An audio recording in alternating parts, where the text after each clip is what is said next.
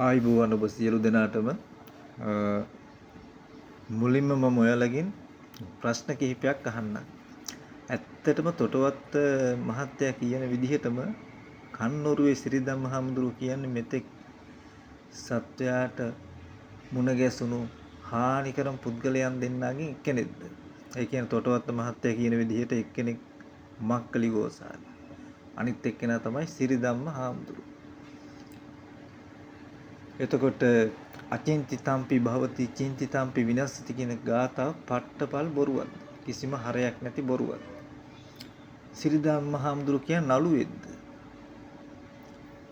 කියන්නේ වැඩි බලද? ඔන්න ඔය ප්‍රශ්න වලට පුළුවන් නම් ඔයාලා කමෙන්ට් සෙක්ෂන් එකේ කමෙන්ට් එකක් දාන්න. උත්තරේ දෙන්න. මුලින්ම අපි කතා කරමු සිරිදම්ම හාමුදුරුවෝ නිසා ප්‍රසිද්ධ වුණ මේ ගාථාව ගැන. හිතන දේ වෙන්නේ වෙන දේ හිතා ගන්න බෑ. ඒක තමයි ඒකේ අදහස කියලා සඳහන් වෙන්නේ. තොටවත් මහත්තයා කියන විදිහට සිරිදම් හාමුදුරුවෝ කියන මේ ගාථාව නිසා ලංකාවේ තරුණ පරපුර සම්පූර්ණයෙන්ම නැති බංගස්ථාන වෙලා යනවා. කිසිම දෙයක් නොකරන සමාජයක් නිර්මාණය වෙනවා. ඒ බඳිවට මේ ගාථාව කියලා තියෙන්නේ දඩේමේ ගියපු රජ කෙනෙක්. තොටවත් මහත්තයා කියන විදිහට මස් වැද්දේ. ඒ වගේම තොටවත් මහත්තයා කියනවා මේ ගාථාවත් පට්ටපල් බොරුවක් කියලා. ඔහු ඒක පැහැදිලි කරන්න මේ විදිහට. යම්කිසි දරුවෙක් වෛද්‍යවරයෙක් වෙන්න හිතිලා ඊට පස්සේ ගැන හිතමින් මහන්සි වෙලා පාඩම් කරලා දිවරාණිතු පාඩම් කරලා උසස් අධ්‍යාපනය ලැබලා කවදා හරි වෛද්‍යවරයෙක් බවට පත් වෙනවා. එතකොට ඔහු හිතපු දේ තමයි මෙතනදී සිද්ධ වෙලා තින්නේ. අපිට වෛද්‍යවරු ඕන තරම් පේනවනේ එහෙම බිහි වෙච්ච. එතකොට සිරිදම්ම හාමුදුරුවෝ කියන මේ ගාථාව ඇත්ත නම් මේක එහෙම වෙන්න බෑ කියන එක තමයි තොටවත්ත මහත්තයාගේ තර්කය. ඉතින් මේ ගාථාවේ නැත්නම් සිරිදම්ම හාමුදුරුවෝ කියන්නේ හිතන දේ වෙන්නේ නැහැ කියලානේ. එහෙම බැලුවම වෛද්‍යවරු ඉංජිනේරුවෝ වෙන්න හිතපු අයට එහෙම වෙන්න ලැබෙන්නේ නැහැ. හිතන දේ නෙමෙයිනේ වෙන්නේ. එහෙම බලද්දී මේ ගාථාව පට්ටපල් බොරුවක් වෙනවනේ. ඒ කොහොනෙන් බලද්දී. මගේ නිගමනය ඒක නෙමෙයි. නමුත් එහෙම බලද්දී අපිට ඒක පේනවා. තව දුරටත් බැලුවොත් බුදු වෙන්නත් හිතන්න එපේ. අග්‍ර ශාවක තනතුරු වගේ දේවල් ගන්නත් පාරමී පුරන්න ඕන. හිතන්න ඕන. ගාථාවේ හැටියට ඒව කරලා වැඩකුත් නැහැ. තොටවත් මහත්තයා කියනෝගේ මේ ගාථාව හිතට ගත්තොත් මිනිස්සු කිසිම දෙයක් නොකරන පරණැල් ටිකක් බවට පත් වෙනවා. බැලු බැලමට මේ කතාව සහතික ඇත්ත වගේ පේනවනේ.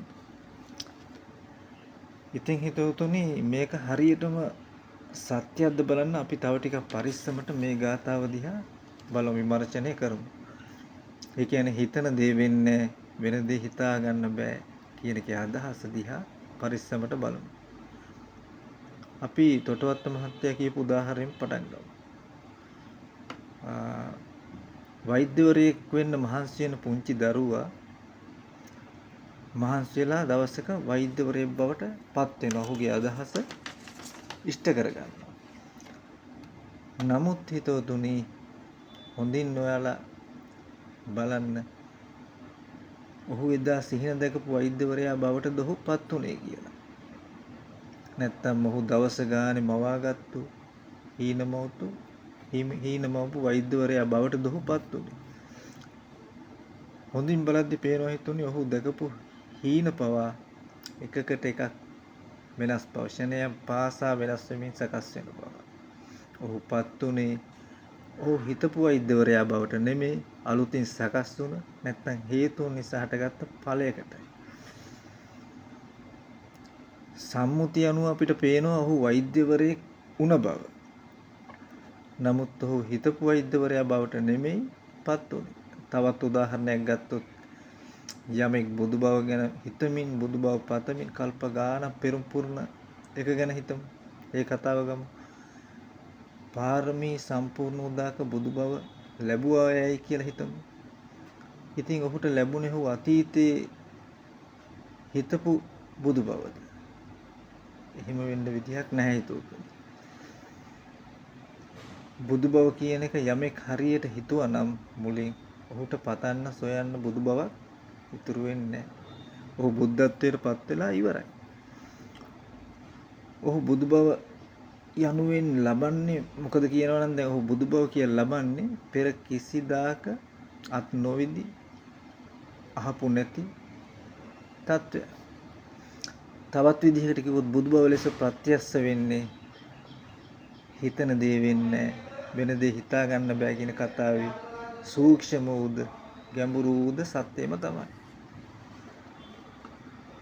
මෙතනදී හිතුවතුනි අපිට තොටවත්ත මහත්තයාටවත් සිරිදම් මහමුදුරුවන්ටවත් තොටවත්ත මහත්තයාටවත් සිරිදම් මහමුදුරුවන්ට බයින ගරහන අයටවත් වරදක් කියන්න බෑ. මොකද ඔවුන් තර්ක කරන්නේ බනින්නේ ගරහන්නේ සම්මුතික ලෝකයේ ඇසෙන් මේක විමර්ශනය කරන නිසා. ඒ නිසා ඔවුන් කියන්නේ සම්පූර්ණ ඇත්ත. සම්මුතික ලෝකයේ තුල අපිට අත්දකින්න ලැබෙනවා යමක් ඉලක්ක කරගෙන ඒ වෙනුවෙන් මහන්සි වෙන විට ඒ අපේක්ෂා කරපු දේ ඉටු කරගත හැකි බව. හැබැයි හොඳින් විමසුවාම බැලුවම් පේනවා ඒ ලැබෙන්නේ Taman හිතපු දේවත් හීන දැක්පු දේවත් නෙමෙයි කියලා. තවත් සරලව කිව්වොත් ඔබ හිතන දේ නෙමෙයි ඔබට ලැබෙන්නේ. එකම දෙයක් ගැන ලක්ෂයක් හිතන ලක්ෂ ආකාරයකට. ඒ වගේම ඔබටවත් ඔබ හිතන මේ මොහොතේ හිතන දේ ඊළඟ මොහොතේ හිතන්න බෑ. අලුතින් දෙයක්මයි සකස් වෙන්නේ. මොකද දැන් තියෙන දේ ඊළඟ මොහොතේ හටගන්නේ නැහැ. ඒවා හේතුන් නිසා සකස් වෙන දේවල්. ඉතින් අවසාන වශයෙන් කියන්න තියෙන ඇත්තටම මෙවැනි ගාථාවක් තුළින් පහදන්නේ අප පනවාගත් සම්මුති සත්‍ය නොවන බවයි. එනම් පරමාර්ථ සත්‍ය තමයි මේ ගාථා වලින් වටහා ගන්න සලස්වන්නේ. ඉතින් දඩයමේ ගිය රජුට එවැනි සත්‍යයක් දැකිය නොහැකිද? ඔහු මස්වැද්දෙක් නිසා එහෙම සත්‍යයක් දකින්න බැයිද? ඒකත් ප්‍රශ්නයක්. එහි සැබෑ අරුත නොදක රජුට බයින එක, ගාථාවට බයින එක, නැත්තම් සිරිදම් මහමුදුරුවන්ට බැනාඩ ගැසීම කාගේ වරදක්ද? ඒ නිසා අවසාන වශයෙන් හිතවතුනි කියන්න තියෙන්නේ උනන්දුවෙන් මහන්සියෙන් වැඩ කරන්න, ඉලක්ක ජය ගන්න. හැබැයි මතක තියාගන්න අචින්ති තම්පි භවති චින්ති තම්පි විනස්සති කියන ගාථාව. ඉතින් තවත් වීඩියෝ බලන්න කැමති නම් මගේ channel එක subscribe කරන්න, like කරන්න. ඔබ සැමට තෙරුවන් සරණයි.